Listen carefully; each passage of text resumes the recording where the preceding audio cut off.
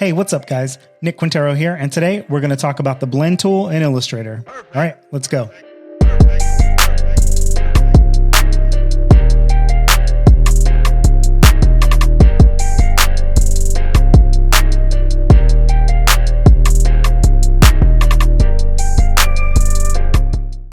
All right, so if you're anything like me, you've been on TikTok, then you started seeing some graphic design tutorials, and it seemed like everybody was talking about the blend tool. Like there's just been so many tutorials popping up on my feed showing you how to use the blend tool in different ways. And I'm not an expert at the blend tool by any means, but I don't use it because I don't really like it too much. I've used it for some things in a pinch, but I'm going to show you what people have been showing on TikTok, and then I'm going to show you how I use it when I have to. All right, so first things first, the main thing that I've seen people teaching on TikTok for the blend tool is to create like a shadow for text. Not necessarily a shadow, but like 3D for text. All right, I'll show you what I mean. How about howdy? We'll use a nice thick font here, a rare not Nick original on my tutorials, but let's go ahead and show you what people are doing. So basically you take some simple text like this, and I'm going to go ahead and outline mine. And what people have been wanting to do with it is creating like a shadow layer like this, but that has a 3D effect. So let's go ahead and make this have a black outline as well. So these two match exactly, except the back color is black. So if you go to Object, Blend Options, the thing that a lot of people are telling you to do is to specify a distance or a number of steps. I've seen it mostly as number of steps, and they'll do something like 500 steps. Click OK, go back to Object, Blend, Make. And then you'll see how this connects those two pieces to create this like really quick and simple 3D effect on the text. And you can still edit these. So if you wanted to make your stroke bigger, you can actually still do that. If you need to make your individual letters different colors or whatever it is, this will still work. But my biggest problem with this is whenever you try to expand or move or scale up or whatever it is that you want to do with it. So right now this is a 6x6 canvas.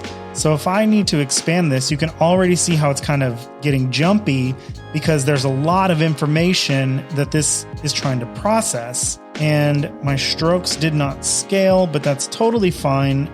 This is what it looks like. Now, if you look close, actually look, when I have this backed up, I'm not sure if this is showing on your screen, but you can see some slight variation of color here.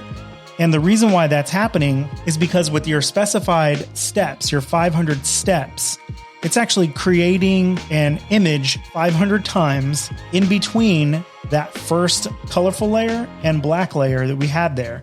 So the bigger I make this and the more that my stroke scales down or stays smaller, the more you can start to see through it and you get that haze.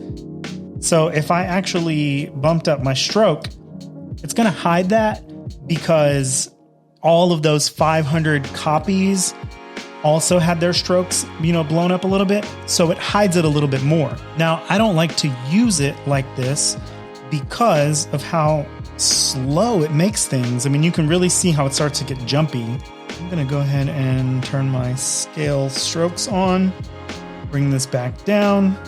Oops, went upside down. And you can see that that problem was happening where you can see through this.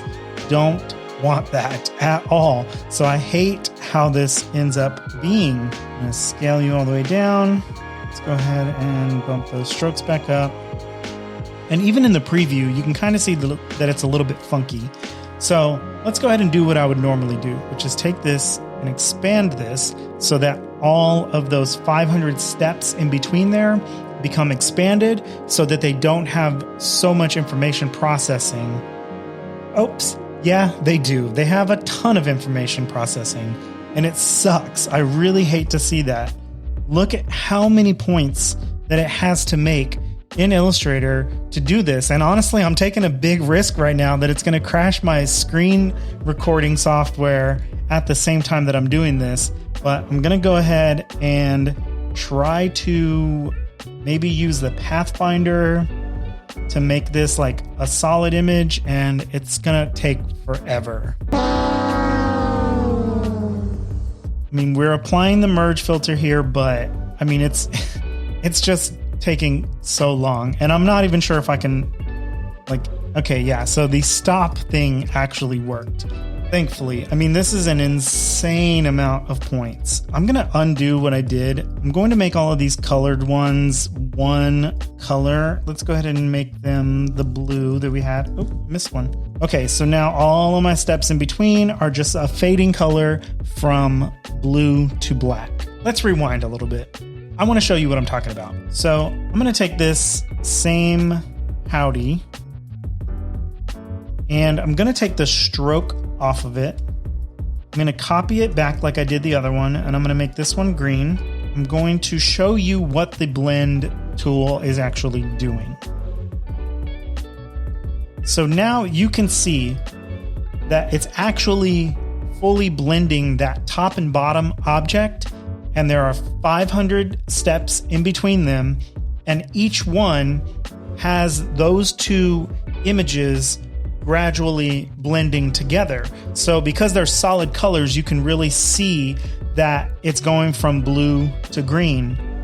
And I mean, it's kind of cool if that's all you're trying to do. It's kind of hard without that outline, but when you do put the stroke on it, you can see that now it's fading from black to green because those are the two outside colors. So now it's a much harsher blend and you're losing more of this transition here. So if I were to make the outline of this back object red, then you'd see that it starts to blend black to red. So there's a lot going on. It's a lot of stuff that your computer is trying to process all at once. By taking the top object and the bottom object and making them both black, it saves you just a tiny, tiny little bit of your processing power. Okay, so now I have nothing but solid black information creating all of these hundreds of lines and points, probably thousands. So I'm going to go ahead and click the Unite button in the Pathfinder. And hopefully this one goes a little bit faster, but honestly, it probably won't. I mean, it's crazy how slow this process is. And while this is saving, I want to explain a little bit of something. So I'm sure there's going to be a lot of people that think that it's fine. You don't have to expand it to be able to use it. You can just print it or whatever. But there's a lot of different output settings and things for different sorts of production art. So if you were trying to screen print this would not be helpful. If you were just trying to print it off of your home computer, it's not really going to use that data the same way. If you export it as a JPEG to print on the web or whatever, it's totally fine. You know, it's not, you don't need to expand these, but I use a lot of production art for t-shirt printing, merch printing, things like that. So it's actually super important to send this out to my printers or my clients or whoever that it's the cleanest, crispest possible file, and sending it with unexpanded objects like these, it's just not going to work. And it'll work for some people, but it won't work for everyone. This is not working at all. And it's totally proving my point why this is such a ridiculous thing for people to expect you to use. So I'm going to hit stop again. And this is insane. Look, I don't even know what this is. Can't finish previewing. There isn't enough memory. That's insane. So look at what it did. I don't even know what is going on here. This is so crazy. So I'm going to hopefully undo all of that.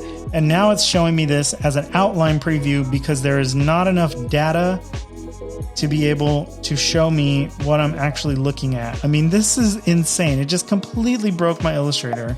I'm just going to have to delete all of that. I can't believe that. Like, that is so crazy. Let me see if I draw another object. It won't even let me use Illustrator anymore. I'm going to open a new file. No, I'm not. I literally can't do anything.